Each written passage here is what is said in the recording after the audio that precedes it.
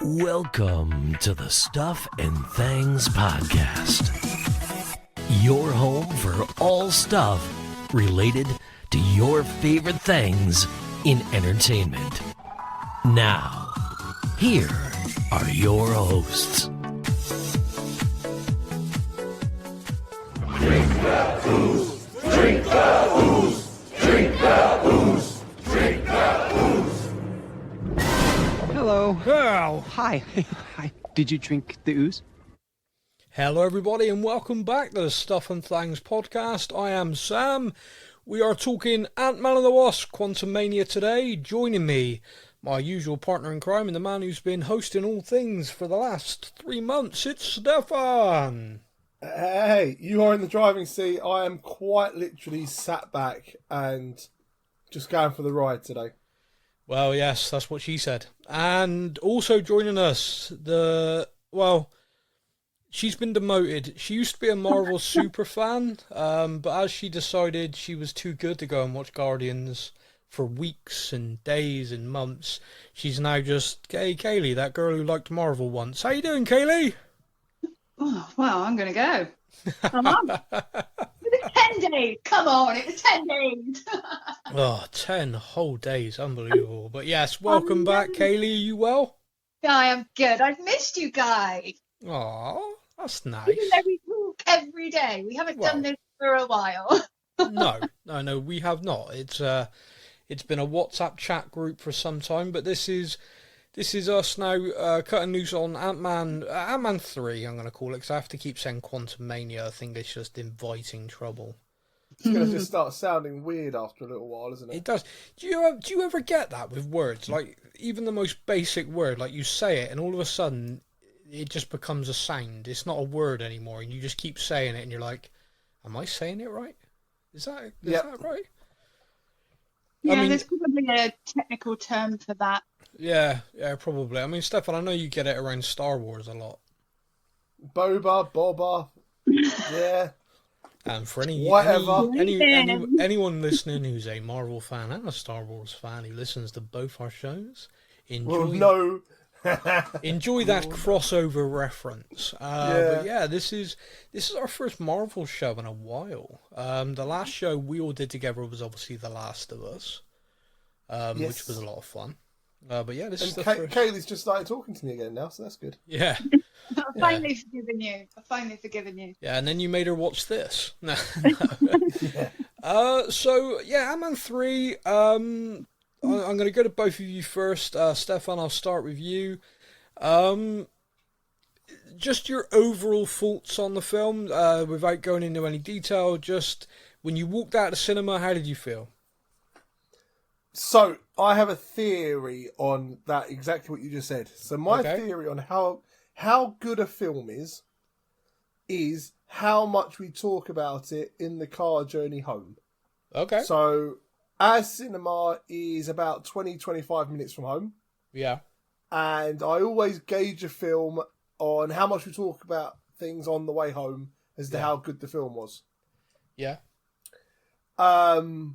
We managed to discuss where we were moving the living room round to and what we needed to get from shopping on the way home. Okay. Well, okay, I don't think much more needs to be said there. Kayleigh, what about yourself? So when you watched this film, you stepped away from it. What was your feeling? In a word, I would probably say baffled. Decent word. Not used enough. No, like, it was good, I think. I felt like I'd watched two different films and didn't really know what was going on in my life at that point. It made me confused for my entire life. That's what this film did. Yeah, and even on the second watch, I didn't feel much different. I mean, I enjoyed it. It was fine. Well, I mean, I can quote you for the second watch, which is, I put this on before podcasting, ended up doing my work instead. I did. I was very productive, actually, last night. I got loads of emails. People from work aren't listening right now. Yes.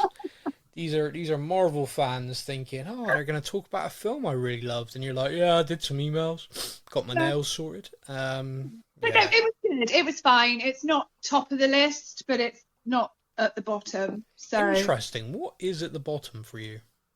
Eternals. I never asked you. Didn't even need a heartbeat. Just. Yeah. So that makes me Um, sad. I like the Eternals. Yeah, I did. It gets a lot of Yeah. stick. It's but I because quite like it. one of the characters was gay and he's a massive homophobe. That's what it is. No. Let's not even. No. Oh no! Is that not? Oh, sorry. We're not saying that in public. Sorry, dude. Sorry. That can be edited out because that's just. It that's how cannot. that I'm back editing the show, everybody. I am That's not homophobic. That is not hate I need. Hey, honestly, everyone, he's not homophobic, nor is his husband. So we are gonna look through the film now. I've basically written myself some bullet points to kind of walk us through. I'm going to start as the film opens with a flashback to Janet meeting Kang in the quantum realm. So again, I just want to kind of get your opinions on these kind of parts of the film as we walk through. To me, it was kind of like, okay, this is the opening. We're seeing Janet back in time, in essence, although she looks the same age she does now. Scott went in, 5 years went past, he didn't age a day. I'm confused why she looks older. Never mind, no one's going to explain that. Cool, right, fine, we'll crack on. I like that, like, time moves different in the quantum realm. That one line basically just means, yeah, we can do what we like with this. Because, what makes me chuckle is going to that bit. So Scott was in there for 5 years. Yeah. Hasn't aged at all. No. Kang the Conqueror was in there for all of that time. Yeah. Has not aged at all. No. But Janet aged exactly the same as everyone on the outside. Yeah. Which is fine. Okay. No. Yeah, I mean, time works differently in the quantum realm. Clearly, it works differently for men and women. Kayleigh, women are getting screwed again in the quantum realm. Men don't age, women do. That's unfair. It's sexist from Marvel. We should call them out on it. I think that Michelle Pfeiffer looks wonderful. I never said she did. God, see how defensive she got then. I never said she didn't look wonderful. I said she's older. They de-aged her in Ant-Man earlier films for the scenes where she went into the quantum realm, and then they let her be her glorious, wonderful, beautiful self. Is that okay? Am I right? Yeah. So clearly she aged in the quantum realm. So my kind of question was, it was a bit confusing for me. I'm looking forward to the barrage of emails from the women. No, we won't get anything. There's just going to be a lot of mad people about him being homophobic. We're good. So the opening thing, because one of the big things going in this film, they built Kang up. Kang is the new Thanos. This is the next Thanos Avenger. level of, yeah, this is the next Avenger level threat. So you're kind of meeting him in the opening scene as this kind of guy, crash landed, and I guess for me it's kind of like interesting. So I was like, oh, Janet knew Kang.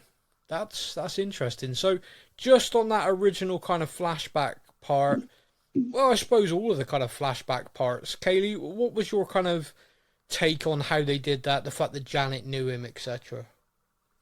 Well, I think it kind of made the point actually, because obviously she wouldn't ever talk about it because it was obviously traumatizing.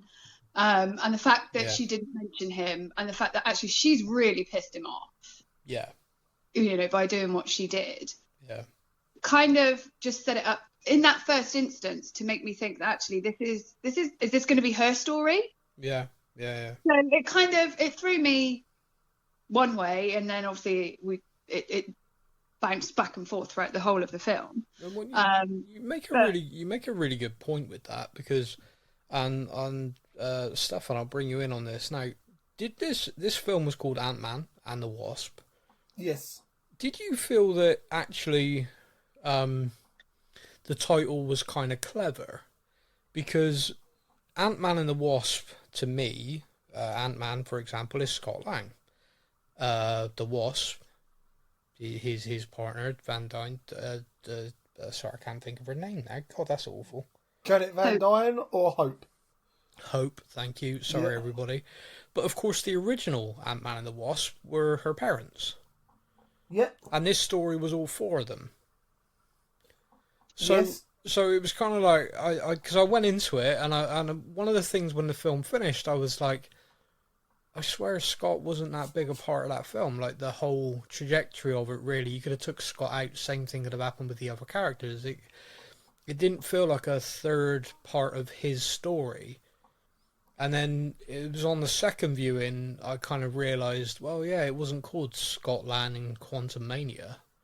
It was Ant-Man and the Wasp. And technically, you had 2 Ant-Men and you had 2 Wasps. So it should have been Ant-Men and the Wasps. Yeah. Yeah, if I'm going to be a pedantic bastard about it, yeah. But to be fair, you know, it's American titles, isn't it? You know, they call it math, not maths, so I'll never understand. I think it was... Oh, again, yeah, I'm back, people. Yeah, sorry.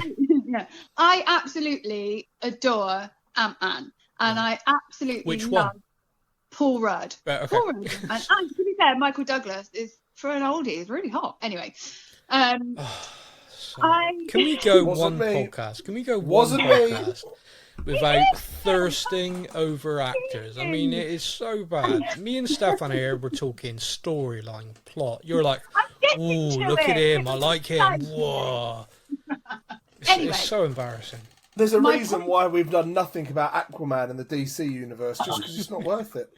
Yeah, I know. It would have been the wettest weekend since Hurricane. Anyway, sorry. What carry I was on. saying was, Scott Lang is very much in every film, and very much in this film, like a great buddy character, a supporting character, and that's what I really like. And I think that's probably why this film didn't necessarily land very well with me, because I like him in, you know, in that pop-up kind of role where he just appears and he's just happy and makes these stupid comments. A whole 2 hours of that was probably a bit much. Yeah, that's fair. Yeah, no, that's fair. One of the things early on which I like, so something that I like a lot is obviously we talk and we watch all of the Marvel Disney Plus stuff. One of the shows that didn't do as well, but I've watched a couple of times now and I still really enjoy was Falcon and the Winter Soldier. Yes. One of the things I really enjoyed about it was they were trying to confront issues from the blip. And don't get me wrong, the blip's mentioned a lot, but they were looking at displacement. People who were refugees because, you know, when they were blipped away, they lived in a lovely house. And when they came back, someone else was living there. And it's like, well, it's not that person's fault. It's not your fault, but now you're homeless. And it was a really interesting take, and I really enjoyed it. And one of the things this film did was just tie to that ever so nicely, just very quickly, a little throwaway line. But I enjoy it because Cassie gets put in jail because she was helping protesters for the homeless people due to the blip. Yeah. And she shrank a police car, which cracked me up. Because the guy's like, I know you have it. And she's like, I don't know what you're talking about. And then throws a shrunk police car down on the desk. I'm like, oh, wow, this kid's trouble. But I enjoyed that. At that point, no, and this might just be me because I'm a horrible, horrible person. True. I really genuinely thought that he was going to ask for his toupee or his wig or his hairpiece. Wow. Nice. I know you have it. I don't know what you're talking about. Yeah. Honestly, I was waiting for that, and then she brought the car out, and it was, I'm a horrible person. I'm going to hell.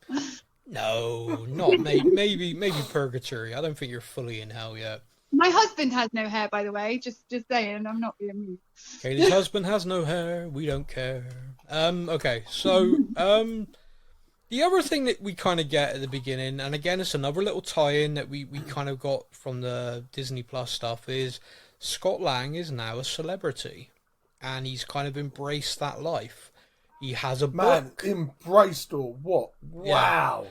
And that's a little tie-in because we got that from Ms. Marvel, if everyone remembers, the little reference to the Scott Lang podcast, etc. Yep.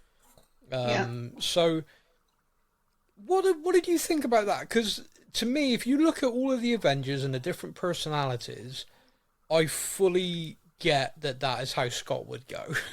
Like, I look at it and I'm like, yeah. You know, some of them like, no, I don't want to be in the limelight. Some of them kind of keeping their identity secret, etc. Scott, yeah, I'm Ant-Man. I'm that guy. I'm kind of a big deal. You know, you kind of imagine then that does work for him. Yeah. Oh god, yeah.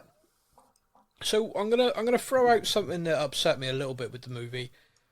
There was no Luis. Yep, we need that guy. That guy is like a staple of the MCU. He needs to be sat there explaining what has happened leading up to this movie. Yeah. Like, just for 30 seconds, hey, is this what you missed? Yeah, I'm still lost. I don't get why we didn't. We got a cameo from Agent Wu. We did. I'm so happy. Which was nice. Little WandaVision tie again. So that's 3 Disney Plus shows we had nice little nods with. But like, why no Luis? I don't get it. In fact, I'm going to go as far as to say this film would have been better with at least one scene with him in it. Every show ever, every movie ever would be better. Could you imagine with a scene of him? Luis. Could you imagine him being with Scott? They all get sucked into the quantum realm. Luis is there for the whole thing, and then at the end of the film, he's trying to explain what they saw to somebody. That would be probably one of the most hilarious things in the history of the world. Yep. There were these guys, and they had these weird heads, and we had to drink this stuff, and yeah, it would be hilarious. Yep. So, they're all together. Cassie has made a device which is basically like a telescope for the quantum realm. You can see that like Hank's kind of like, Cassie's really smart. I actually like her more than I like Scott. That seems to be a vibe. Anyone else pick up on that vibe? Yeah, a little bit. Yeah, I like that. She was kind of, you could see he was kind of like, yeah, she's much better than you, Scott. Because he's been Hank's been helping Cassie do all this stuff. Yeah. And Scott still hasn't really fully got Hank's approval by the looks of it. No. Yeah. And he's out being a celebrity, and they're there sort of doing the work, and she's even got a suit. She says at one point, like, oh, the suit. They're like, what suit? What are you on about? So that cracked me up. So the whole family appear to be kind of just like carrying on. They find out that she's made this device. She explains it, and Janet freaks out, turns it off, but it's too late. The device reactivates. Someone from the quantum realm has picked up on the signal, and they all get sucked down into the quantum realm. Bum bum bum. So I've got these bullet points. I'm going to walk through them. Okay. The first bullet point I've got. Kayleigh, with you, first bullet point, drink the ooze. Your thoughts? I am not going to lie, it really made me feel like I was watching a live action version of Cloudy with a Chance of Meatballs. Yes, great show. Yeah, I see that. Wow, yeah, that's actually a really great show. It was just bizarre. I don't know, and it was at that point, that's when it kind of flipped for me, because it went from being like, this is going to be like a brilliant like action, there's going to be all this stuff happening, and then it's jelly and broccoli and drink the ooze, yeah. I mean, it was funny, don't get me wrong, but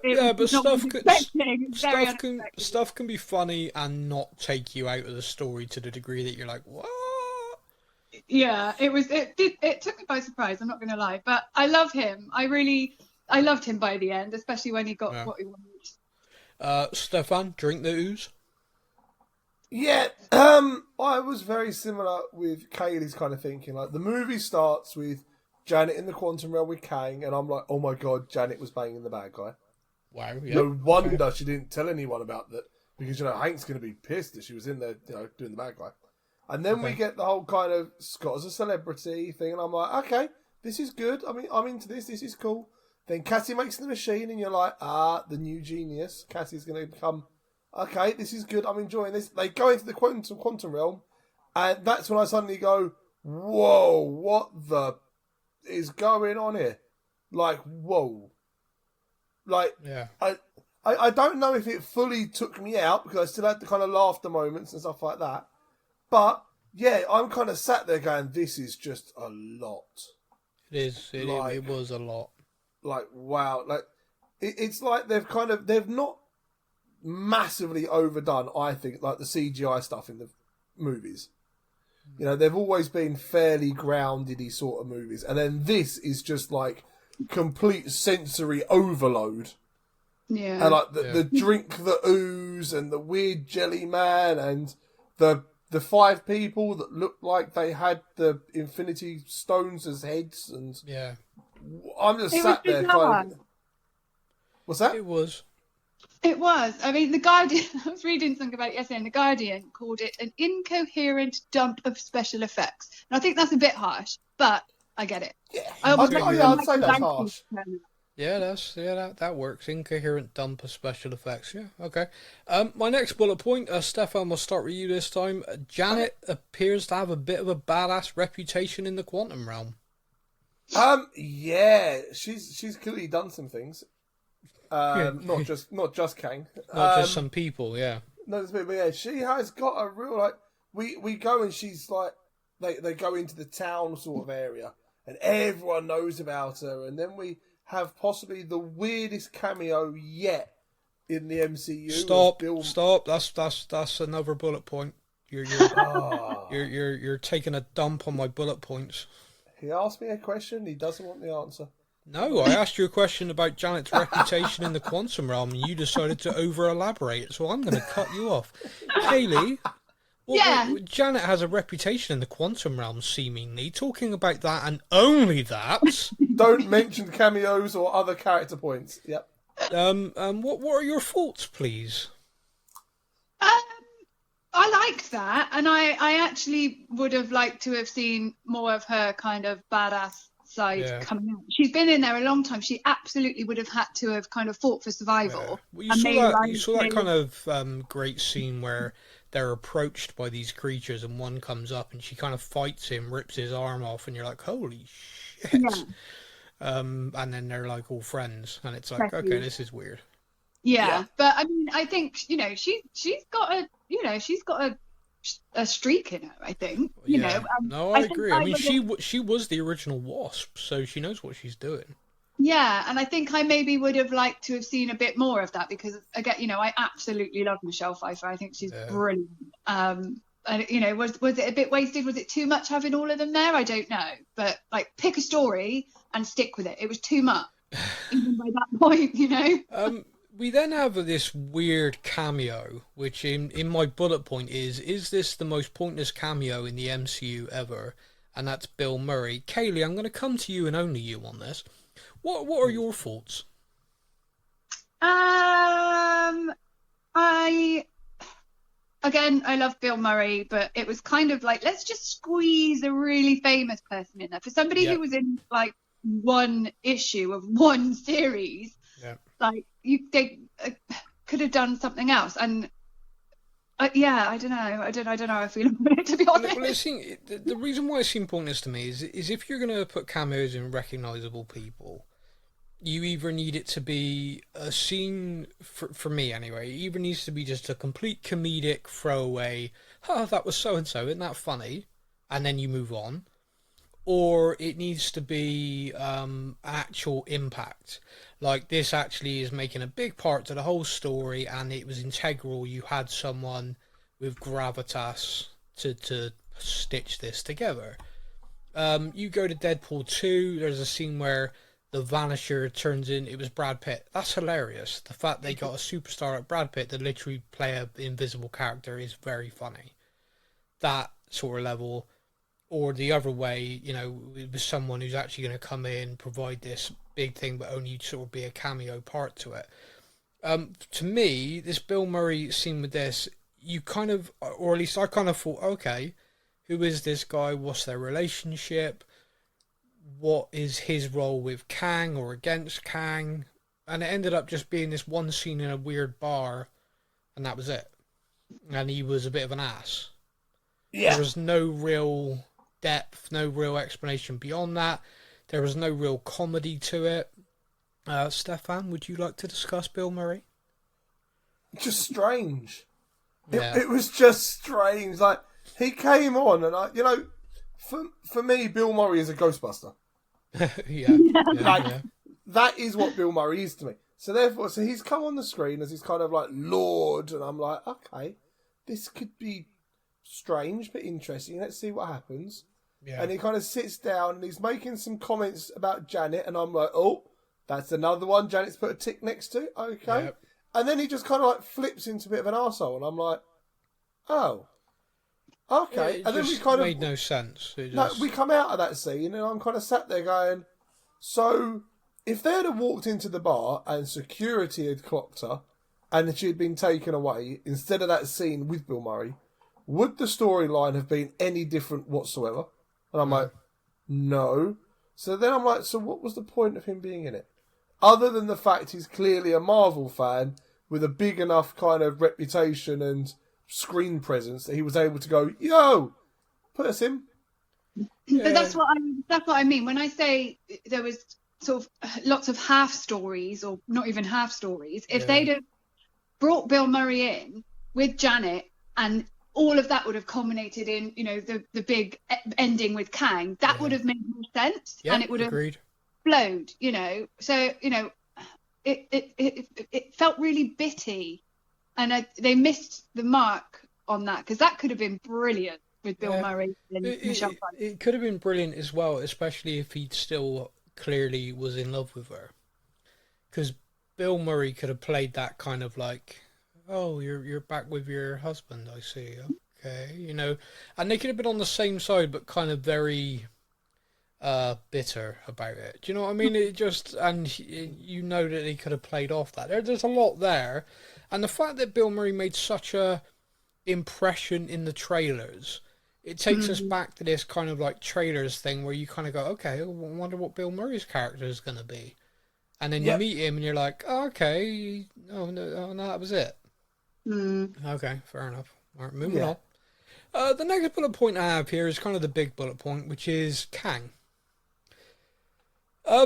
We meet him, we understand his motivation via the flashbacks with Janet. We kind of get this scene where he has Scott and Cassie, and he, you know, there's the scene which everyone likes to share, which is you were an Avenger if I killed you before, and all that stuff. I'm going to give my thoughts first, and then Stefan, I'll come to you, Kayleigh to you, because I just want to discuss Kang. You can go into any details you want on any of the scenes, etc., because one of the big things leading into this was Avengers level threat, this guy's going to be good. And in every single trailer, I did look at him and think, this guy's going to be good. I think Jonathan Majors looks the part. The way he speaks, his cadence in his voice, that slow, menacing tone is like Thanos again. That kind of like, I'm not doing this out of anger. I'm doing this because I'm right and you're wrong. And if I break you in half, that doesn't bother me. That kind of indifference to other people's suffering is kind of quite menacing. So I went into this film really kind of with an expectation. When I watched the film the first time, I was bitterly disappointed. I really disappointed on so many levels, and one of them was Kang. I kind of walked away from watching the film thinking, that was it. That's the big bad guy. That's what that was. That, you know, it didn't hit for me. Then I watched the film again on Disney Plus to do this recording, and again, one or two scenes aside, I just don't see him as.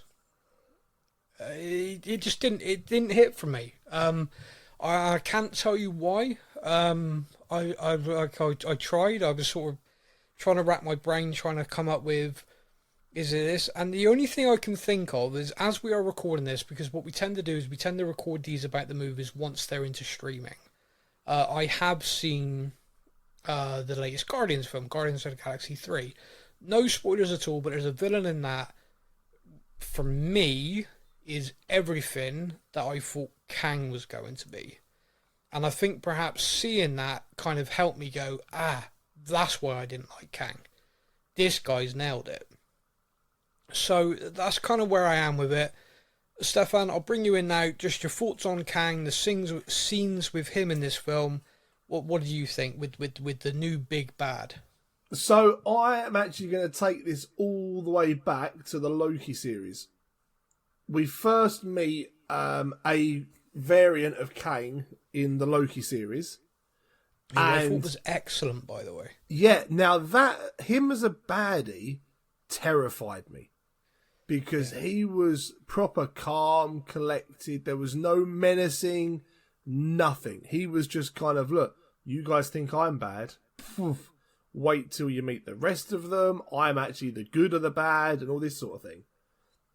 So I came into this film on the back of that going, well, wait a minute. If He Who Remains was doing all of this to keep this guy kind of away, this guy is going to be like a proper Thanos, so I've got this real big expectation, and he comes on the screen and everything in the acting was brilliant. Like you've already mentioned, the tone of voice, the manner of the speech, the pure kind of like intimidation every time he's on the screen. Like he's a big muscly guy anyway, as we see. He's in the Creed film. Yeah. Around the same sort of time. So therefore, he was ripped up anyway. He was a big bloke. Yeah. And he's got that intimidation, but he uses his presence and he uses his voice and his way of speaking and his actions when he's talking and stuff to really build up this big menacing character. And I'm like, yeah, this is going to be great. And then, I came out of it at the end and I was kind of like, so Thanos got beaten by some ants? Like, yeah. What? Like, I felt like they could have done so much more. Now, I am of the belief that Kang the Conqueror from this film is not dead. He got sucked into the particle thing, and I'm sure that will be the story of how he comes back to kind of really become the big, big bad. Okay. But, I walked out of this movie going, well, Thanos took 3 phases to kind of be defeated, and they've built Kang up as this next big thing by using him in Loki and now in this, and you just kind of come out of it going, I'm completely underwhelmed by that bad guy. Yeah, no, I get that. Kayleigh, what about yourself? Well, I agree with everything that you guys have said. The first kind of introduction to him, his presence, the voice, his mannerisms, everything, brilliant. Absolutely edge of your seat kind of stuff, thinking, right, what's going to come next? What is he going to do? Yeah. But then it kind of flipped, and I'm like, well, I'm not scared of you. No. Where's the threat? It almost kind of seemed a bit basic. Yeah. You're basic. Yeah. Yeah, basic. But on the second watch, I'm kind of now. Yeah, between emails.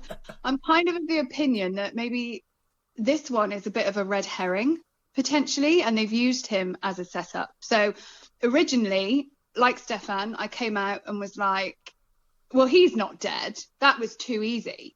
Yeah. However, I think he is. And what this has done has opened up to the other variants. There are bigger, badder variants than Kang the Conqueror. Yeah. You've got, there's endless variants, but there's a couple that we see and that we know of. And Kang will return. It's not going to be this Kang. You've got the Council of Kangs hanging in the, in the ether somewhere. Yeah. And that is what we're going to see. And it's going to be one of them that's actually 10 times more badass than Kang the Conqueror. Yeah. So I feel better having watched it the second time, that actually I wasn't as deflated as I was the first time. Okay. So I think it's set up for something else, and this one was a red herring. Okay. Well, I mean, time's going to tell. Well, we'll have to wait and see. I mean, Stephan, you touched on a little bit, the ants winning the battle. Is this kind of large-scale revolution against Kang in this quantum realm? The, I'm going to say people? The people of this realm rising up at Cassie's urging, plus obviously Ant-Man and the Wasp ×2. And ye olde Ant-Man rocks up with his ant army that have gone through the quantum realm, and they've developed as a society, and it's kind of like, okay. So we do have this kind of final battle. I did enjoy it. The final battle thing. the weird gelatin character having holes shot in him and loving the fact. So happy. Moment of the movie for me. Say that again. Sorry. That was the best moment of the movie for me. I have holes. I have holes. Yeah. That's so weird. It was just so weird. Yeah. Oh no, they've killed the jelly. Oh no, they haven't killed the jelly. He just has holes. Okay. Yeah, and now he has holes. He's able to eat people. I just find it very weird. There was also a character in this played by a guy from one of my favourite TV shows called The Good Place. Quaz. Yes. And he got to basically play a character where he can read everyone's mind. He's like, oh, that's great. No, it's not. And I genuinely believe that would be the worst superpower ever. Yeah. Oh, I'd hate please that. stop thinking that. Please stop. Yeah, thinking please that. stop thinking that. Please stop thinking that. Yeah, that'd drive me absolutely insane.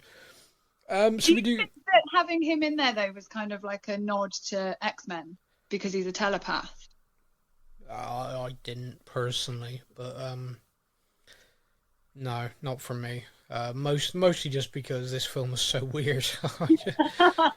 It kind of felt like the writers did some acid and then just went for it. Do you know what? That's funny. I have that on my notes actually. Trippy drug-induced surreal acid trip. Yeah. Yeah, it is. When you think about the colours and everything, it's like. So one of the things that a lot of people hated about this film, for me, I'm completely indifferent because there's not a character I know or care about. But MODOK, a lot of people hated their version and this characterization of MODOK. For me, like I said, not a character I know or care about, got no interest, so I'm not going to give an opinion. Stefan, for you? A character who I know a little bit about. Not a massive amount, but I know a bit about. And, yeah, when he comes out and he's got the big gold mask and everything on, I'm sat there going, oh my God, it's MODOK. This is awesome. Okay, yeah, this is going to be cool. And then he takes the mask off, and I'm like, oh, it's Darren. Oh. Okay. Oh, that looks awful. What have they done to his face? Oh, my God. And then we see how he was made, and I'm like, why did I need to see a tiny man's ass? Like, what the hell is going on? What have they done to MODOK? What is happening? Okay, I think that sums it up. He dies an Avenger, and I'm like, I don't understand anymore. Kayleigh, your thoughts on the MCU MODOK? Well, I wrote, just why? Just do you know what? I think that's good. I think that's good. We're happy. Just why? Why? There's the soundbite. There's the soundbite. What an absolute waste of a potentially epic character. Yeah. I mean, I like Stefan. You know, I know a bit about him. I've watched some of the stuff that's been on recently. He could have had such an amazing kind of arc throughout the whole series, and they blew it. Really, it was shit. But at least he was not a dick. At least he was not a dick. In the end. Thanks, Cassie. Just don't be a dick. Yeah, it's never too late to not be a dick. Yeah, for comedic purposes and a couple of, funny one-liners, it was okay, but no, I'm with you. So, Stefan, you touched on this. At the end of this film, Kang the Conqueror fights Scott. Scott gets the upper hand, sort of, and Kang ends up getting slammed into this device and is sucked into yet another sort of dimension of the quantum realm. And is dead, ? Kayleigh's happy that he's gone or thinks that he's gone and has got a thing. I'm kind of more towards you, Steph, on this, where I think he's the one who's going to come back.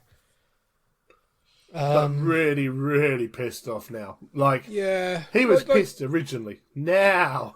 Yeah, now he's, So we'll see. We'll see on that. I mean, I've got nothing else I kind of want to touch on with the film. I got the mid-credit, end-credit I want to touch on, and a couple of other bits. Are there any other scenes from the film that you guys wanted to sort of talk about in more detail? Kayleigh, you first. The only thing, and again, this came on the second watch, or a moment where I was paying attention. There's a word that gets thrown out a couple of times, and we haven't really talked about that too much, and that was incursions. Okay. So this is the second and third time that I've heard that word mentioned. We saw it in Doctor Strange. He had an alternate that was killed because he caused an incursion. Yep. And at the end of that, Clea turns up and tells him he's done it again. Yep. Now, Kang talks about incursions and the risks and, the timeline and all of that kind of stuff. And it's coming up again in Secret Wars. So I'm kind of working on the assumption that all of this that we're leading up to at the end of phases 5 and 6 is all going to be around incursions, all of the variants, all of the different things coming together. And it was just something I just picked up on that, like I said, on that second watch. Yeah. Maybe, we're not looking for stones, we're not looking for this, we're not looking for that, but it's something that is just naturally going to happen. Okay, well, Kayleigh has circled the word incursions, everybody. Keep an eye out for that. Stephan? Nice. So I have a little theory, and I want to run it past you two, and we'll see what you guys think, okay? Okay. I do not think Scott and Co. came back to the same Earth that they left from. Well, that would be kind of massive, and why do you think that? So at the start of the film, when Scott's going around and he's getting his coffee for free, and he's called Spider-Man, but he gets his coffee for free and stuff, and then he comes back, goes to the coffee shop, and the guy doesn't call him Spider-Man, but charges him for his coffee. Yeah. It's a really small little detail, but something in that just really kind of made me go, no one's actually mentioned whether they came back to the right place or the right time. I just took that as a comedy throwaway because now he no longer thinks he's Spider-Man, he's got to pay for it. Yeah, no, see, I went the other way and kind of went, the quantum realm works in weird ways. I wonder if they got out on the wrong Earth. That's my little thing. Kayleigh, what do you think? I like that. Okay. And it kind of rolls into your incursion thing as well. Yeah, it makes sense, and I missed that. But now you've said it, what could have possibly happened from them being gone for however long they were gone for, to make him go, oh, now you have to pay for coffee. Okay. That's quite clever, actually, if that's what they've done. I'm going to have to watch that bit again. Okay, so that is out there. We have the theory, we have incursions. The mid-credit scene is, Kayleigh, you touched on it, all the Kangs coming together. It was kind of a good scene, like, holy crap, there's a lot of them. My two takeaways were, one, all of them teleporting in were using the same sort of technologies we saw from Mr. Doctor Fantastic. Strange, Mr. Yes. Fantastic used when he arrived at the Illuminati Council. Yep. So that was one of my takeaways. The other takeaway was we see variants in other shows, people like, literally gender swap. It would appear that Kang is identical in every realm. It would see we haven't had like a hippo Kang or anything like that yet, no. No. So we've only seen a couple. There's infinite. There's probably When a you weird say one a that- couple, there's a stadium full. Well, there's still going to be more. That's So- depressing. One thing I'm glad you've mentioned it is that you said about how they use Mr. Fantastic's teleportation system. Yeah. Now, obviously, one of the variants of Kang is Nathaniel Reed, Yep. which is Mr. Fantastic's child. Yep. So I'm wondering if there's a kind of a lead there somewhere with the whole teleportation using the same technology. Is one of these variants Nathaniel, who has then brought this technology to the Kangs? And if so, is that something we're going to see in other kind of variations of Kang, bringing different things into this council to share with the others? I have no idea. To be honest with you, one of my biggest fears with multiverse and everything is I'd end up going cross-eyed. And I gotta be honest, I'm pretty much there, I think. It's a lot. And this film is a lot. And you're kind of like, oh no, my brain's gone. This hurts. Yeah. Yeah. So that was mid-credit. The end credit is basically a promo for Loki Season 2, which was fun. Yes. Which I think goes to show that Loki Season 2 is going to tie heavily into this. But yeah, so that was kind of fun. I just enjoyed that. Either of you have any sort of more grand takeaways other than, oh look, it's Loki? I was kind of pumped. I was kind of pumped to see the whole Loki tie-in. Because I'm really looking forward to season 2 after what was season 1 me of too. Loki. So that was kind of fun. And then the whole thing of, oh, okay, we're going to tie another version of Kang into this. That's cool. Yeah. So now I'm like, is season 2 of Loki just going to be the TVA and Loki going around shutting down variants of Kang? Like, each episode is going to be like a detective series of them locating one, working it out, and no idea, shutting him down. Yeah, it's going to be interesting. So I've got one last thing to talk about with this, and obviously if you guys want to chime in on anything else, you're welcome, but I don't think we can do this podcast without bringing it up. Jonathan Majors, the actor who plays Kang, has been accused of assault of a woman, physical assault. The accounts on this have varied massively. The initial accounts saw him dropped from army adverts, dropped by his agent, his manager. It's a really strange one because initially the lady retracted what she said. Witnesses corroborated that she was the one being physical, and yet this guy's publicist, literally the people you pay to make this stuff better for you. You know, like Hollywood actor, a hooker drowns in his swimming pool. These are the people you call to make out that you're the good guy in this. They dropped him. Like, these are the people that literally clear up your drug binge and everything so it doesn't hit the press and everything. And they dropped him. Which, to me, is the biggest red flag there is. Like, companies dropping him because of suspicion. Okay, everyone's really nervous in this climate, I get it. But when the people you pay to make this stuff look better for you have heard all the information and gone, yeah, we want nothing to do with you, that to me is a massive red flag. So who knows what's going to come out on that? I think that there's still so much nervousness in that industry, sort of the publicist industry, because of the whole Johnny Depp thing. Yeah.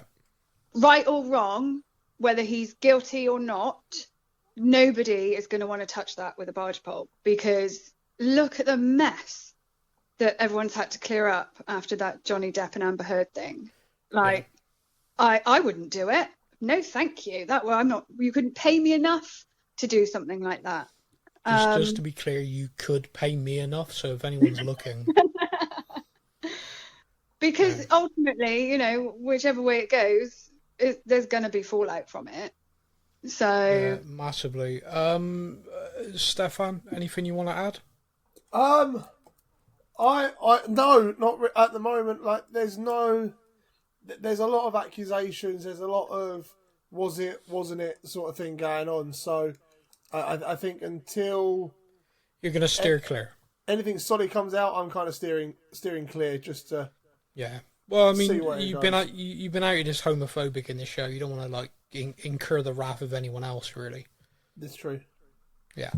But yeah, so that's it. That's everything I've got. Stefan, is there anything else you want to discuss on this one? Other than the fact I'm not homophobic, no. Right. He's not. It is a joke. And Kayleigh, anything for you? The only final thing is the 5th of September. You can buy Look Out for the Little Guy on Amazon, and I will be reading it, and I will share my thoughts in the way of a review online. I look forward to that. We will be back with our next Marvel show, which is Secret Invasion, the Disney Plus series, starring Samuel L. Jackson reprising his role as Nick Fury. Look out for that. Keep an eye on our socials across all of them, and you can also join us on Discord. The link to that is across all the socials. Get involved. Massive thank you to you, Stephan. Massive thank you to you, Kayleigh. Massive thank you to everybody for listening and all the messages we get sent in. Hope you've enjoyed the show. Just time now for Stephan. Say goodbye to the peeps. See you later, everyone. And Kayleigh, say goodbye to the lovely people. Bye, lovely people. And that's it. We're out. We did beat him, right? I mean, yeah, that's what happened. He was getting out and he didn't get out. I think. But he also said something bad was coming. And that everyone would die if he didn't get out. Wait, so did I just kill everyone? Is everyone gonna die because of me? Oh my god. Oh my, what did I do? What did I do? Thank you for listening to the Stuff and Things podcast. We hope you enjoyed the show. You can find us on Facebook or online. Simply search the Stuff and Things podcast to join in our conversation every week.